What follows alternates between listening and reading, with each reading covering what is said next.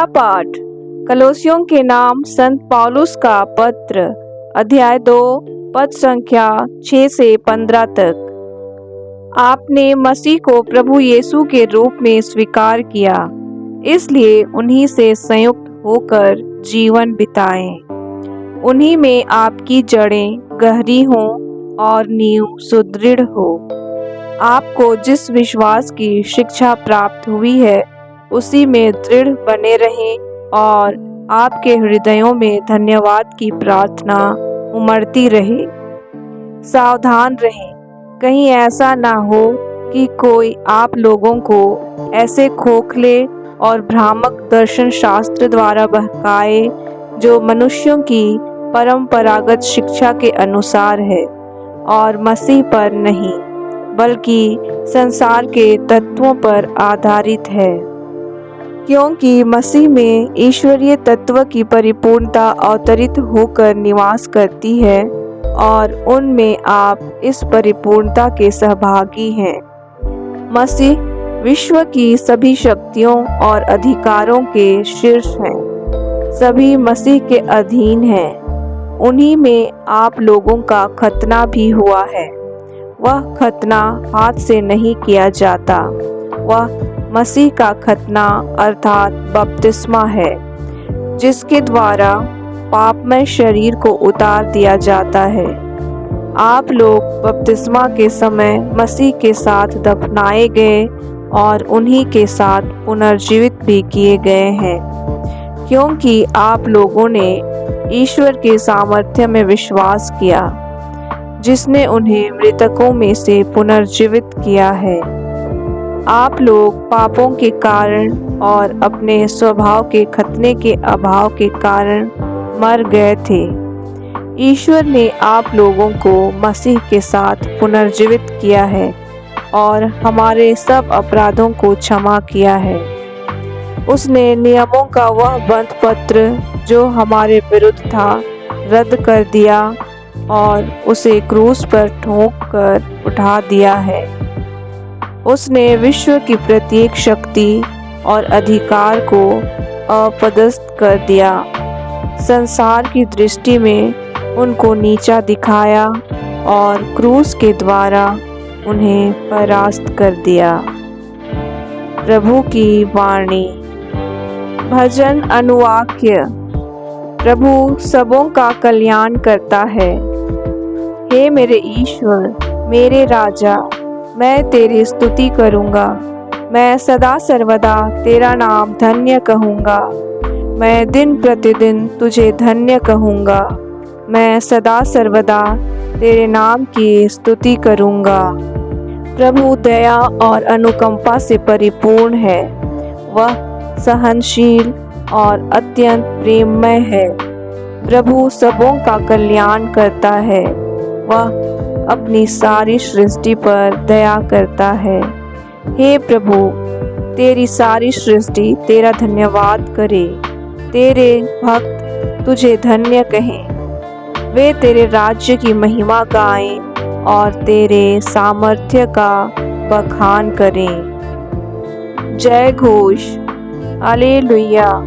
प्रभु कहते हैं, मैंने तुम्हें चुना है जिससे तुम जाकर फल उत्पन्न करो और तुम्हारा फल बना रहे। हालेलुया। सुसमाचार।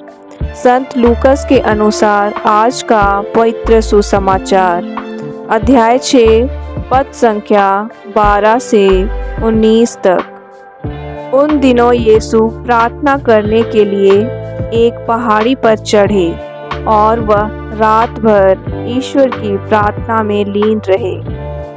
दिन होने पर उन्होंने अपने शिष्यों को पास बुलाया और उनमें से 12 को चुनकर उनका नाम प्रेरित रखा।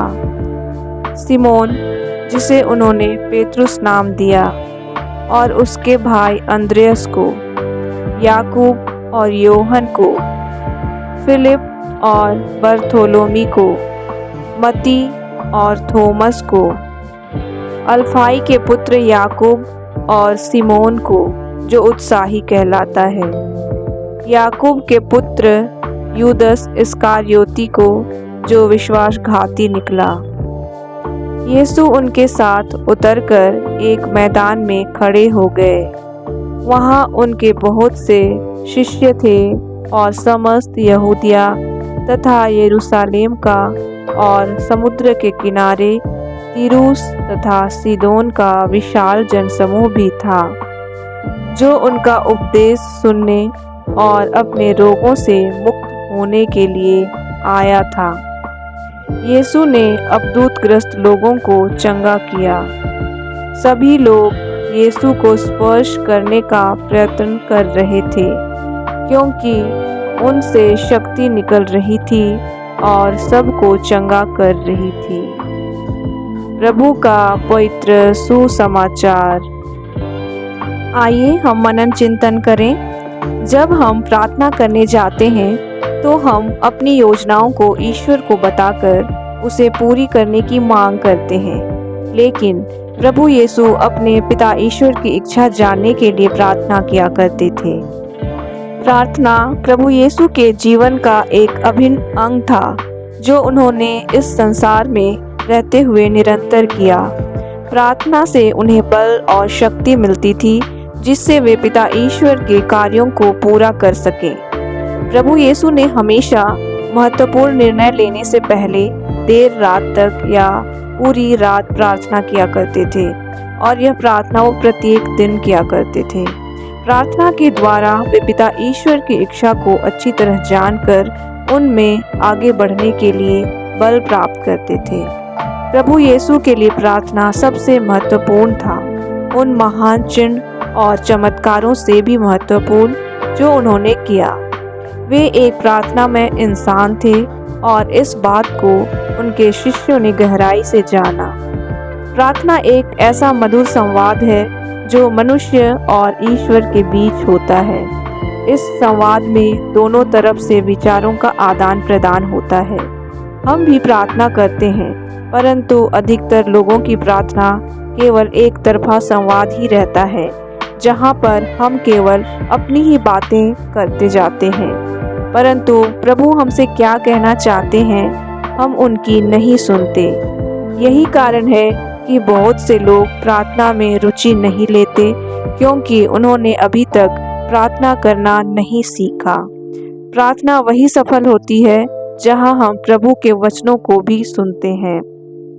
तो आइए आज से हम पहले जैसे प्रार्थना करते थे वैसे ना करें, जिसमें हम सिर्फ अपनी योजनाओं को या हमें जो कुछ चाहिए उनके लिए प्रार्थना किया करते थे, बल्कि आज से ही हम यीशु के समान प्रार्थना किया करें, जिसमें हम अपने जीवन के लिए पिता ईश्वर की जो इच्छा है, जो योजनाएं हैं, उनको जान सकें और उनके अनुसार अपना जीवन बिताएं और प्रभु यीशु के समान सच्चे प्रार्थना में व्यक्ति बने। आमीन।